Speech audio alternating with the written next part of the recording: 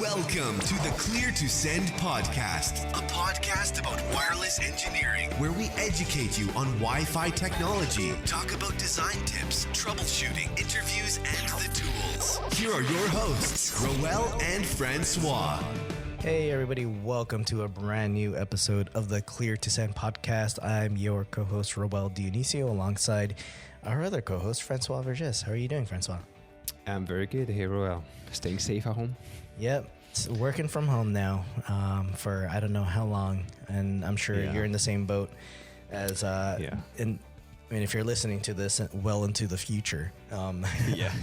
This time that we're recording, the coronavirus has definitely taken a big hit on society and businesses, which also means it's hitting us Wi-Fi people. Yeah, exactly. They pretty much announced in a whole bunch of countries in Europe and US, Canada that, people need to stay home. They close down the schools. So people are trying to just, make it work, leave. For most of us, it means working from home. But at the same time, the kids are home as well, right? So it's going to be a period where, we're going to have to juggle everything and make sure that the virus doesn't spread too much. Yeah, it's definitely a challenge because there's going to be a lot of people who can't work from home, right? There's definitely roles where that's not possible. But like just yesterday, my son's school district decided to send everyone home for the rest of March. And so both of my kids are going to be home. Everything's canceled, so we'll have to figure out what to do. But on my campus, before we were told to work from home, they told the students that their classes would be all online. And so I took a look at Prime to see what our client statistics look like. And the moment they made that announcement, we saw an immediate drop from about 40,000 clients down to 25,000 clients. So we took a big drop there. And so some of that, a lot of that is staff. And then a lot of that is probably just stationary wireless devices as well. That just stay there all the time? Yeah, there's a lot of just stationary wireless devices. Like we have wireless clocks, wireless picture frames, you name it. You name it, yeah.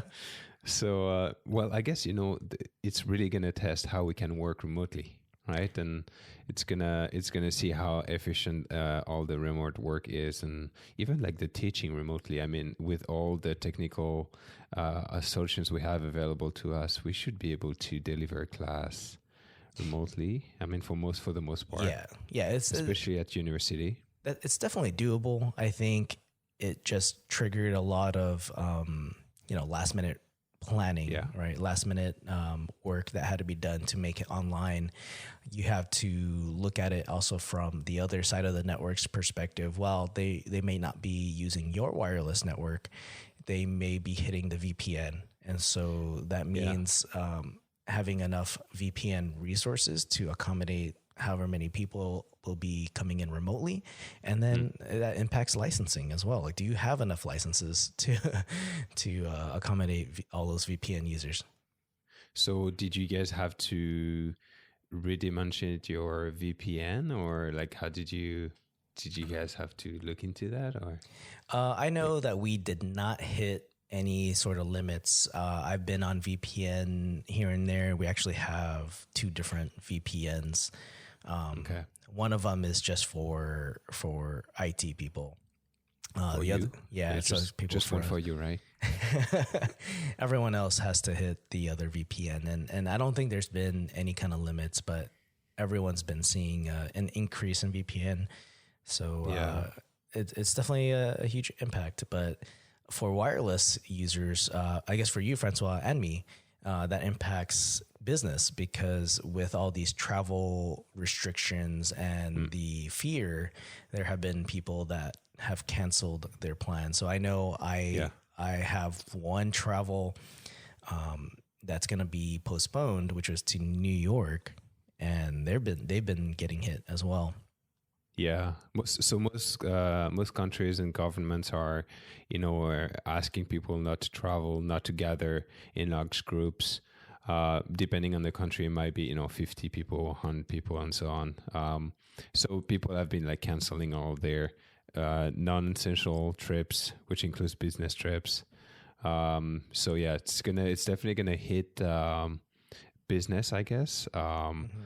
Depending on the country, some government have announced that they would help small businesses. That will they will maybe delay tax payments, or maybe make some a very low interest rate money available for businesses to just go through the hard time. So I guess we'll see how it goes. We'll see how bad it impacts us, and see how we go through it. Yeah. So if you're staying at home, I guess one of the good things about staying at home is you can now watch the WLPC videos because they're available online. Exactly. Yeah. And you can listen a whole bunch of Clearsend episodes. Yeah. We have over 200. Exactly. That's a lot of hours. So go ahead and listen to our episodes. Watch the WLPC videos. Now's a good time to catch up on training and educate yourself if you don't have as much work to do remotely. We'll link out to that in the show notes over at cleartosend.net/211. And you'll be able to see the link there. But share with us what you're working on. Like if you're digging up your old to-do list of a whole bunch of stuff you never have time to do, just let us know. Share that with us, and that would be interesting to see what people are trying, labbing stuff, or, getting educated on different technologies. That would be interesting to know. Yeah, I would imagine everyone's dusting off their lab equipment and getting that turned on, and finally getting to understand how some of that stuff really works under the hood. And I know you and I have been doing that, but now we can do it even more, right? We can get down into some of these details a little bit further. So hopefully we'll have more detailed episodes in the future. But for this episode, we're actually just going to talk about 802.11v and how that works and how it impacts your network. Exactly. So we did a couple of episodes on other 802.11 amendments. So we did one on 11R, which was episode number 198. And then we did one on 11K, episode 206. So we just wanted to continue that series of, educational episodes on some related amendments. And we didn't talk about 11V yet. And V is kind of like related to K, or especially K. So we just wanted to talk about it. Roel did some work to lab it and get some packet captures for us. So I tried my best to lab it in my very little clients of 2 clients. Trying to get this to where client density, a very dense clients environment. I didn't do it on campus because of the scare of the coronavirus. So I had to do it at home. But 11V, I think a lot of people associate with K and R because it all helps with roaming. But 11V specifically is the defining for wireless network management. And within that is the most common, the BSS transition management. But it does also outline a whole other set of procedures that are part of 11V. Yeah, so 11V, when it's those type of amendments where, when you read it, you're like, oh man, that's pretty cool. We can do all of this, but in reality, only a very portion of it is actually used when it's even used by our devices. But yeah, like you said, it's if we actually read the standards and the paragraph that defines V, they say that it defines mechanisms and services for wireless network management of stations that includes BSS transition management. So that's the one we'll talk about. But it also includes channel usage and coexistence, collocated interference reporting, diagnostic, multicast diagnostic, and event reporting, flexible multicast, efficient beacon mechanism, proxy ARP advertisement, location, which is interesting, timing measurements as well, interesting, directed multicast, extended sleep modes, traffic filtering, and management notification. Right, so you see a whole bunch of stuff I covered under 11V, and you know what? I wouldn't be surprised if in the future with IoT and all of this, we start seeing other elements of 11V being implemented, like location, timing, and measurements. Those are pretty cool. Yeah, I would say because I don't work in location-based services that often. I'm curious if they are leveraging 802.11v and some of the procedures there, because that would be ideal to use something that's already been published in the actual standard, right? So if you want to take a look at some of all these procedures, if you download the standard, if you can get a hold of it, it's under section 11.24 is where you'll see it describe wireless network management. And then if you want to see the actual frame details, the action frame details, that's section 9.6.14.1. And so this one is how in the standards. What's that? This one is in the latest standards? Yeah, the latest 802.11 2016. Okay. Awesome. And so before we dive into BSS transition, like some of these other procedures, I was looking into them, and some of them are pretty interesting, right? So like the event request and report enables real-time diagnostics. And so that keeps track of transition events where the client could report back to the AP about those events. But I haven't seen that enabled on the access points that I've been testing this on. And I think that would allow us to better troubleshoot our wireless networks, but it's just too bad that no one has that I've seen implement this yet. And that falls along with the diagnostic request and report, which allows you to do some debugging of network issues. And so that will contain like overall results of the different transactions that's happening between the client and the AP. And that can include very specific manufacturer details about the association. And then that would also include some details about 802.1x authentication, for example. And so that could add some more details to troubleshooting versus just seeing maybe it just you failed authentication. And then the location tracking was just a method of not just a location between the AP and the client, but the client itself could also determine its location from another client as well, if they both supported location tracking. So I thought that was pretty interesting. Yeah, you're thinking about IoT and like cars, stuff like that. Yeah, you can see a lot of benefits of devices knowing or being aware of each other and then working together on a wireless network and better providing efficiency. And so there's a lot more, but I thought those were the most interesting ones outside of the BSS transition. Yeah, because BSS transition is pretty much the one we have available to us, implemented in our APs and client stations, and that the one we use when we actually use 11v. We use the BSS transition feature of it. So in most cases, when we talk about 11v, we're talking about BSS transition. Yeah, and it's an optional feature. So when you're looking at a client or maybe you're analyzing some frames and you're seeing the association frame, for example, you will see in the beacon where the BSS ID will support 11v BSS transition, but maybe the client doesn't support it. And so you'll see BSS transition will have a field of 0 to not support it. And so when that occurs, the AP just won't send any 11v frames to that client. Yeah, exactly. So when we actually put the filter, the Wireshark filter, if you guys want to do a quick check on your network, but if you capture the beacons coming down from your APs, you can filter for a specific field. The BSS transition one you're talking about, if it's set to 1, it means your SSID is actually supporting 11v.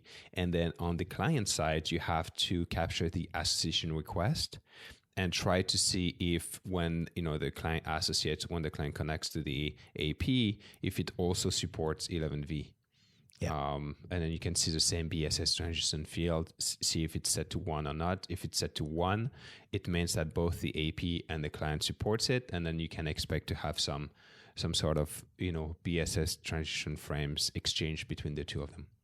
Yeah, so some people might be wondering, like, why even enable 11v BSS transition if you've got 802.11r, right? So some of the difference there is like 11r is roaming, and so it provides efficiency, fast BSS transition to another AP, but it doesn't provide a lot more details that 11V would to really help drive a decision for the client. Where with 11K, also you get the neighbor report. So we'll kind of see some of these. Like when I look at it, some of this it overlaps, but I can see when you have all three enabled, you really have this nice package for clients to roam to an AP, but also efficiently roaming to maybe a better AP, because it's got a list, or maybe there's some direction from the infrastructure where it goes, here's the AP you should go to when you're roaming. Yeah, I guess we didn't mention it, but we didn't talk about what it actually means, BSS transition, right? Under 11V. So it's pretty much a mechanism that helps the AP communicate some information related to the radio environment to the client. So the AP will be able to say, okay, to a specific client, I can see that you would be better off connecting to this AP, and then the client can decide to take that information and actually roam to that AP using 11R, for instance, or it could just decide to just discard that information and say, I'm happy where I am, I'm going to stay connected to my AP. Or it can also allow, so BSS transition under 11V, it can allow clients to request that information from the AP. So it will send a query, and we'll talk probably about the queries, but it will send a query to the AP saying, is there, a better, AP for me to connect to? What you have in stock for me based on what you know about the RF environment, and then the AP will just send the information back to the client that will take a final decision. Yeah, so the types of frames that we're going to go into, we've got the beacon frame, there's a query, a BSS transition management request, and also a response. And so we're going to dive into those specific frames. And again, we have the Wireshark filters available. I'll include also a PCAP file so you can take a look at those. But the testing that we did here, this was completely under a Cisco wireless controller, version 8.10, in which we have a WLAN with 11, basically all of those features enabled, 11R, 11K, and 11B. And so we'll include some screenshots of what those settings look like, including some tuning that we did to try to trigger some 11V BSS transition.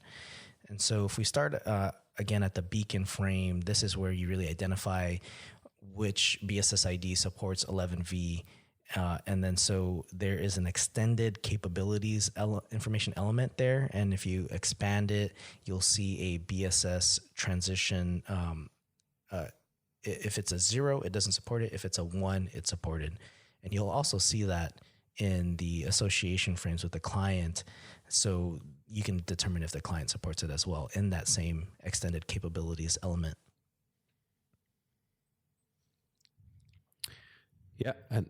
And then we have the query.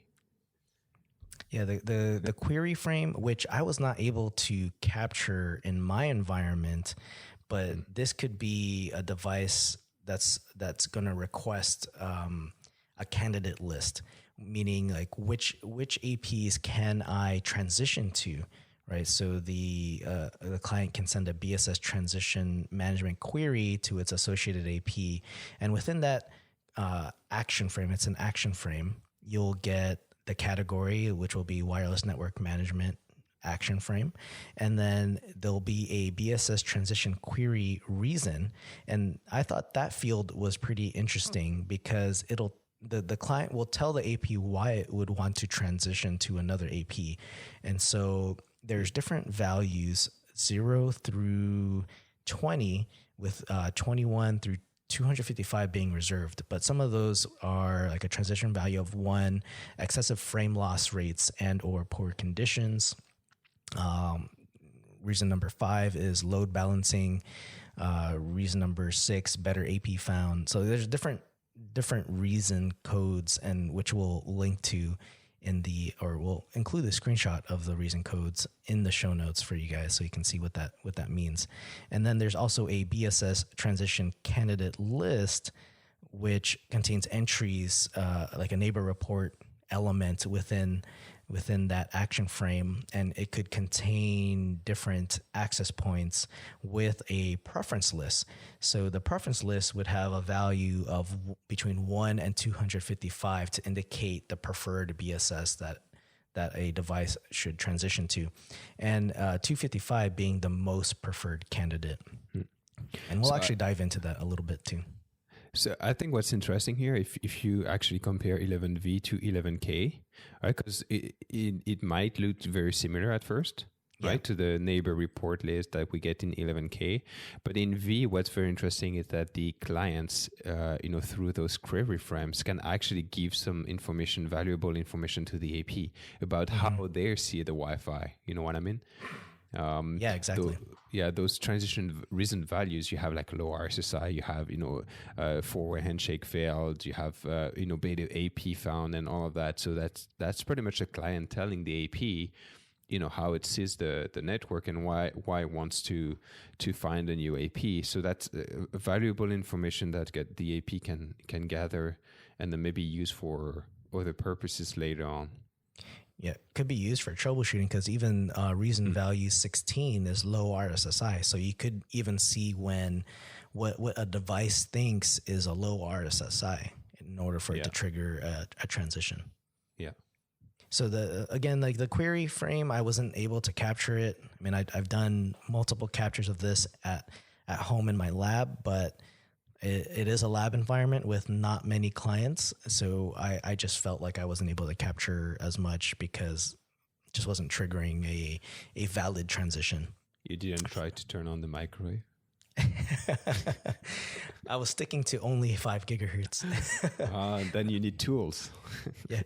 So I could, what I could do is, occupy a channel that might have high channel utilization from my neighbors and try to trigger BSS transition from there.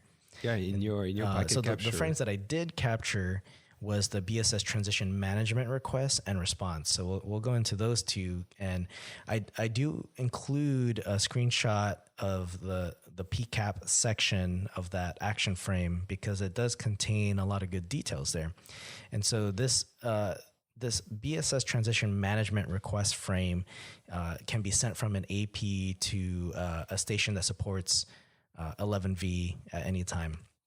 And so this management request frame will include a BSS transition candidate list, which again, we just spoke about that. It's a neighbor report element, which includes all the BSS IDs and all the AP, the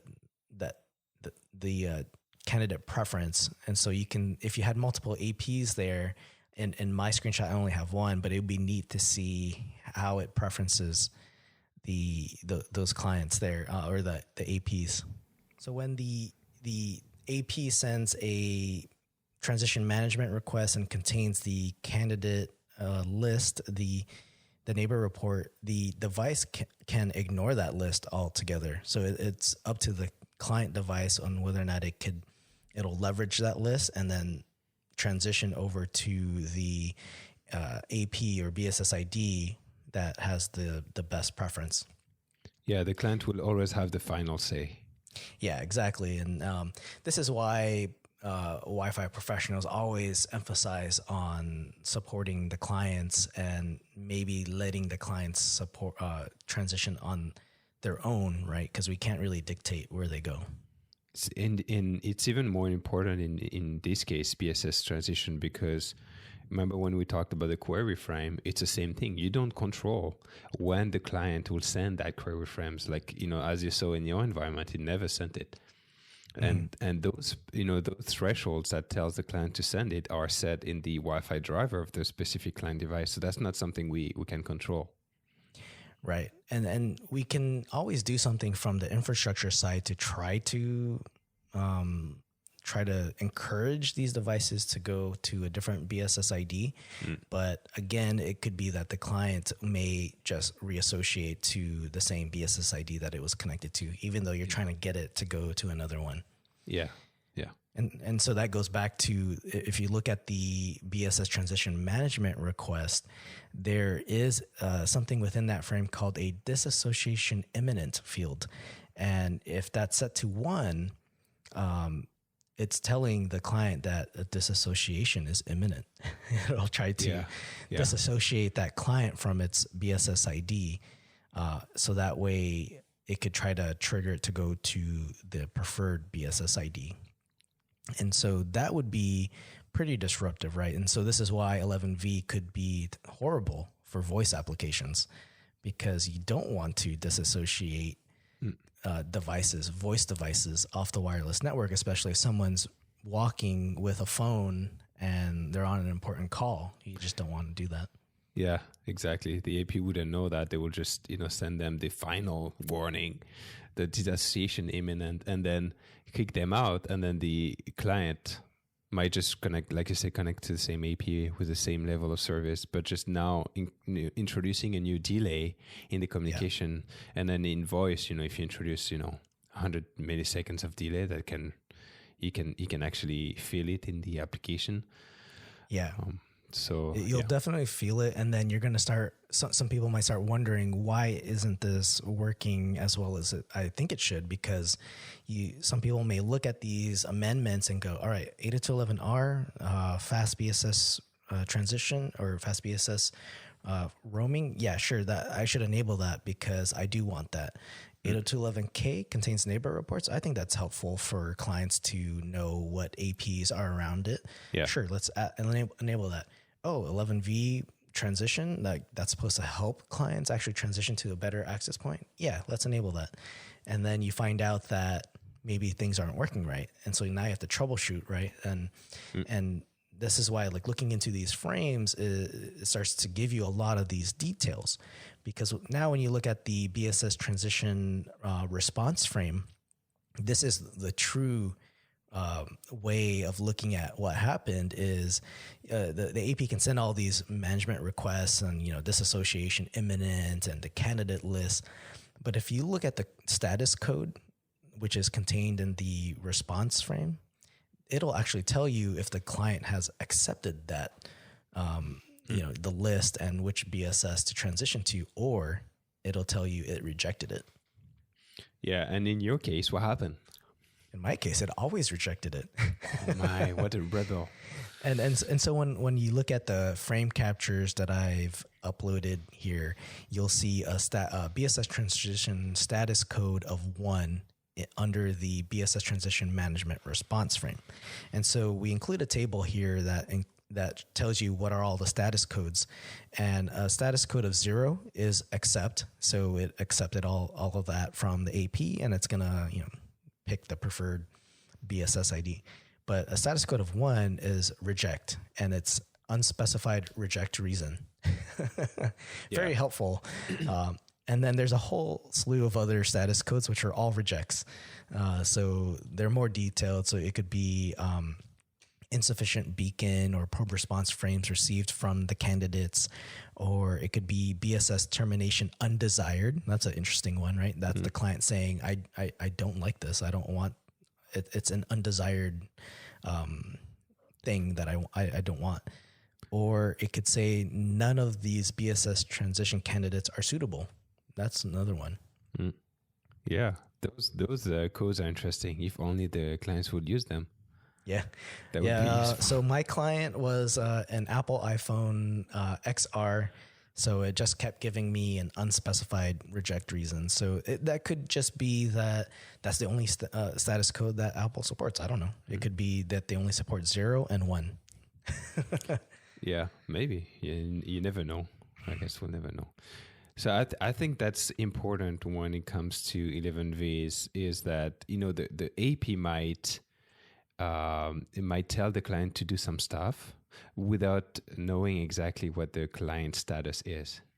Right. So the AP might tell the client to roam when, the client is actually better off staying where he is right now. So, and that if that happens, right, we could have bad decision made by the clients, and then they're going to try to connect, like it's going to generate a whole bunch of overhead that might impact some type of applications. Yeah, that's the downside to all of this is if the client drivers are not fully supporting 11V or doing the recommendations from the AP, all you have is a lot of Wi-Fi overhead. Because you'll see all these wireless network management frames being sent over the air, but if the client just keeps saying I reject it, then what's the purpose of having that enabled on your network? Yeah, exactly. And so for the testing that I did, I was using a 3504 controller on 8.10. I'll include screenshots of what settings I enabled, including some of there's a lot of fine tuning that you could do on the Cisco controller. So what I was trying to do was do BSS transition between a dual 5 gigahertz AP. I wanted to see how dual 5 gigahertz worked. And so you have different thresholds going from, for those who aren't familiar with the dual 5 gigahertz on Cisco, you've got a micro and a macro cell. So you've got two radios there where one is a little bit more focused downwards and to basically create the inside of a cell. And then your macro is kind of like the outside. And so I was trying to transition both from the outside toward going into the AP, where you can get a better signal from the microcell directly underneath the AP, and then going from micro to macro to the outside of the cell, trying to trigger a BSS transition there, where hopefully the AP would go, hey, you know what? The macro cell is a better quality signal for you, so you should transition there. Because I would see a huge difference between signal, where I would see about 10 dB sometimes of a difference from the micro and macro cell. And then you also included all the Wireshark filters. So if you want to filter for the BSS transition management query frame, we have the filter, it's wlan.fixed.action_code = 6. If you want to filter for the request, so the transition management request, it's code number 7. And for the BSS transition management response, it's code number 8. So you'll have all of that in the show notes if you want to see in your environment, if you have some, BSS transition frames being exchanged, and if you're interested about the status of those and all of that. Yeah, and maybe your AP supports other 11V features, right? More than just BSS transition. So if you actually filter on wlan.fixed.category_code = 10, that's all the wireless network management frame. So you could see other features that may be enabled. Because I know with Cisco, proxy ARP was an enabled feature, but I didn't look to see if my client supported that at all. But you may see other frames under that amendment. And I'll try to also include some debugs. So there's different debugs you could enable on the Cisco controller. You have the client debug, so you can see at the client level what's happening, or what the controller sees at the client level. And then you could also debug 11V as well and get more details there, so you can see actual 11V frames that the AP is sending and what it's receiving, and whether or not that's all successful. And so there's a lot of resources available. Also linked out to your blog, Francois, about how to check if your Wi-Fi network supports 11V and whether your client supports 11V. So those are two good blogs to look at. Yeah, and just talking about that, I want to talk about Profiler, which is a little application that comes with the WLAN-PI. And basically what it allows you to do, it pretty much allows you to simulate an SSID. So you start up the application, you connect a Wi-Fi NIC to the WLAN-PI, and it will just broadcast an SSID that supports everything, including 11V. And then after that, you can connect with a client that you want to test to that fake SSID. And the WLAN-PI will parse the association request and tell you all the client capabilities, including 11V. So you'll be able to see if that specific client that you're testing actually supports 11V as well. Very cool. That's a really neat feature on a WLAN Pi. I mean, it makes things easier rather than you having to sift through a bunch of different frames. Yeah, and I actually updated my blog article to talk about the profiler as well, because I use it now not only to to understand if a client supports 11V, but just to understand the global Wi-Fi capabilities of a client device. If I go to a customer site, I want to understand, what this device supports. I just use the profiler, and gives me a really good idea of what the device supports. If it's not on, on the internet, or if it's not on the client.mikealbano.com website. Yeah. And another blog that we want to highlight here is from Mark Williams over at giantsnerdwifi.blogspot.com. He actually has a few series of blog posts about 11V. He'll go into some of the tuning he did on his wireless controller, and he also has other captures, PCAPs that he's done as well, analyzing how these features work. So we'll link out again in the show notes, along with Andrew McHale's presentation on 11V and how that impacts voice. I think that's also a good presentation to watch. But from my testing, this is what I was able to come up with, and then reading through the actual the standard, you can actually see, hey, how come vendors don't support these other features? It would be kind of neat to see that. But maybe if we even got 11V BSS transition to work efficiently, that would be neat. Yeah. I mean, it's there.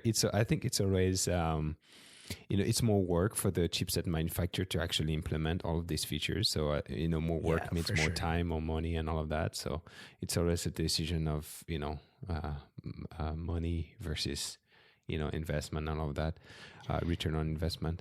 But I think in the future, like, those features are defined in the standards, so they're there to be used, right? So maybe in the future, if we have a specific need in the industry that could leverage some of these techniques, we can start to maybe see them implemented. We'll see.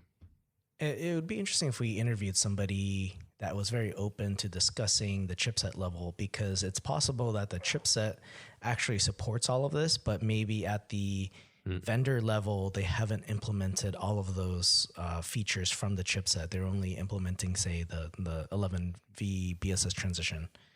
Yeah, so and it could be there.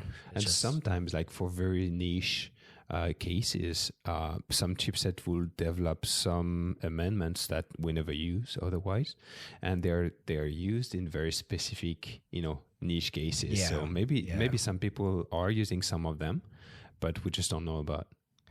Right. We just we try to do enough testing, but I mean, we only have so much equipment and capabilities that we decided to look into BSS transition more deeply, because that's what's actually widely more implemented or available to use. And we wanted to understand why it isn't used as much, right? Is it maybe it's not implemented properly at the device level? As you can see, I'd have to do more testing with Apple devices and compare it to other devices that support 11B. Yeah. So maybe a feature episode. Yeah, we'll see. Well, I mean, that's not the first time we talked about 11V, right? If you go back to our very first episodes, we'll talked about it. But I mean, it's nice to be able to go back to some of the subjects, do some more testing, see what's going on, share that with you guys. See if there's any updates, right? Because this was published in 2011. It's been a long time. Yeah. Oh my gosh, yeah. Do you remember where you were in 2011? No. That's a year I graduated from school, so it sounds like a long time ago. Which school? University College? in France. Yeah. So what are you up to this week, Francois, since everyone's working from home? Well, I'm supposed to be traveling, so we'll see how that goes. Oh, man. Yeah, I'm just taking it day by day right now and see. Yeah, you got to be safe about that. I actually recently traveled to LA, and I was even reluctant about doing that but figured if everyone's like my flight there did not have many people on the plane. And so I went through San Jose airport and all that. I came back. And then just last week, I found out that 3 TSA agents from San Jose airport were confirmed with coronavirus, but they didn't give any details. I was like, well, I went through there. Did I even come into contact with those guys? And found out that they weren't there during the time that I traveled through. So yeah, it's definitely going to have to be very cautious and, just wash your hands, guys. Yeah, exactly. Try cover your mouth when you cough or sneeze. I think that's the best way to combat this. You can still go about your daily lives and work on your surveys. Just be clean. Yeah, the danger is carrying it without knowing it, and then you give it to an older person that's or weaker person that could someone be who might severely have impacted. underlying conditions. Yeah. So anyway, we'll see. I guess we'll be we can record more episodes if we spend more time at home, and we can keep talking about it. I guess even if you're listening to this in a year, it's impacting our lives pretty heavily right now. It's even hard to focus sometimes because you just want to be listening to the news all the time. Just got to turn it off and actually learn some new things. So that's what we may be doing. If there's any, we'll look. We should look through our episode questions list and try to tackle those. Yeah, let's do that. And from the survey we received. Yeah, so if you guys have any topics you want to hear about, or there's a question, we do have the Ask a Question on our website, cleartosend.net, and we have a list of topics. So we'll try to hit those up. If you want to contribute to that, feel free to do so, and we'll try to accommodate that. Yeah, we should do one on like SMB, right? We'll have some time to do that. Yeah, we'll do some Wi-Fi for small, medium-sized businesses, because we do cover a lot of like enterprise, big equipment. So we'll kind of go back to some basics and see what are some of the good solutions for small businesses, because not everyone can afford, a Cisco 8540, nor do they need to. Mm-hmm. Yeah, they have different requirements. So we'll talk about that in a future episode. Awesome. All right. All right. Stay safe. See you guys in the next episode. See you guys.